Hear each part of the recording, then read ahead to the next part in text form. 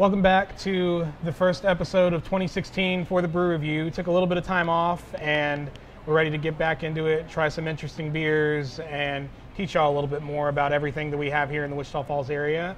But before we do all that, we're actually going to start with the first part of a two-part episode talking about bourbon whiskey. In case you don't remember, I'm Orlando Flores. I'm the digital content producer for the Times Record News. I'm here with my good friend Megan at Back Porch Draft House in Wichita Falls, and we're going to get into this. Yeah. So tell me a little bit about what we have right here in the middle. This is Herman Marshall. It is a small batch whiskey company out of Garland, Texas. Okay. So it's a local small batch bourbon company, and it is distilled from a unique strain of yeast.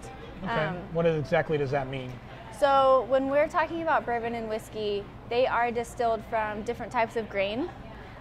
Just like any other liquid is. It's a spirit distilled from grain or different kinds of it, like corn, barley, rice, things like that. This strain is actually temptress from Lakewood. So they take that, the Lakewood temptress, and they distill it, and over time this turns into bourbon whiskey. That's interesting. Has there been any other bourbon whiskey distilleries or anything like that that's used beer in any way? Yeah, just here recently, I don't know if anybody is familiar with this, but Jameson came out with their version called Cask Mates. I don't know that it's specifically distilled from a beer, but I know that they age that in stout barrels. Okay, so instead of aging this is distilled directly from the beer. Right. So whenever I taste this, since it's distilled from beer, is it going to have a little bit of a beer taste to it, or is it still going to taste like a bourbon whiskey? I think it's going to still taste like a bourbon whiskey. Now, the same flavor profiles that we pick up in temptress, like vanilla, toffee, kind of roasted flavors from the beer, I feel like you're going to pick up in the whiskey. There is kind of a little bit of vanilla scent to it, and obviously a little bit of a roasted note to it, but I feel like that's how it is with all bourbons or whiskeys that I've tried. But let's go ahead and dip in.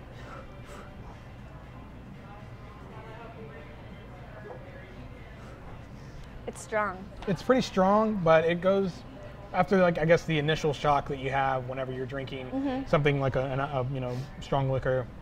It's actually pretty smooth. It is, actually. You do get the vanilla flavor in there. You get the toastiness. It has the really warm mouthfeel.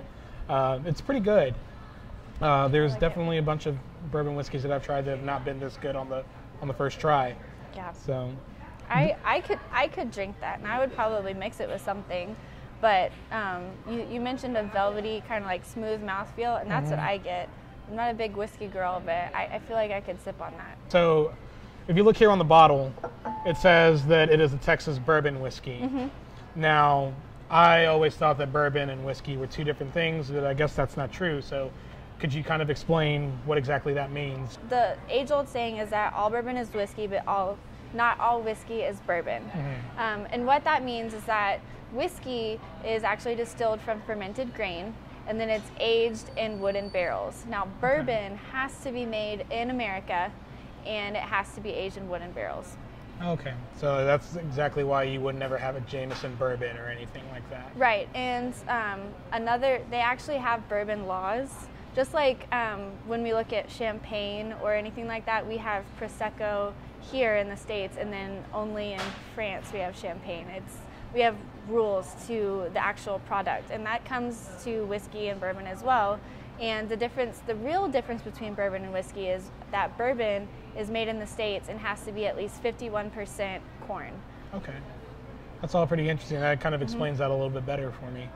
So I've already finished mine. You still got a little bit left on yours, but we can go ahead. We don't normally rate anything that's not beer, but we can give this one a rating.